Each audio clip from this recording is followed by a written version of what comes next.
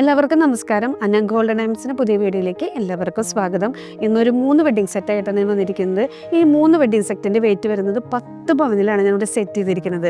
നമ്മൾ ലാസ്റ്റ് ചെയ്ത ഒരു വെഡ്ഡിംഗ് സെറ്റ് വീഡിയോയ്ക്ക് നമുക്കൊരു എൻക്വയറി വന്നിട്ടുണ്ടായിരുന്നു.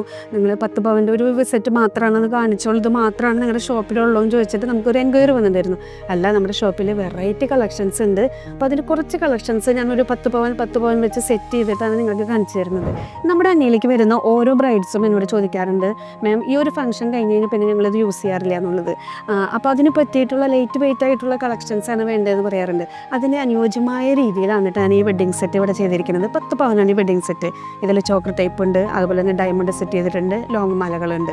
ഇത് നമുക്ക് എപ്പോൾ വേണമെങ്കിലും ഇവിടെ യൂസ് ചെയ്യാൻ പറ്റുന്ന തരത്തിലാണ് നമ്മളിവിടെ സെറ്റ് ചെയ്തിരിക്കുന്നത്. അതുപോലെ തന്നെ നെക്സ്റ്റ് വരുന്ന വെഡ്ഡിംഗ് സെറ്റ് 10 പവൻ തന്നെയാണ് വരുന്നത്.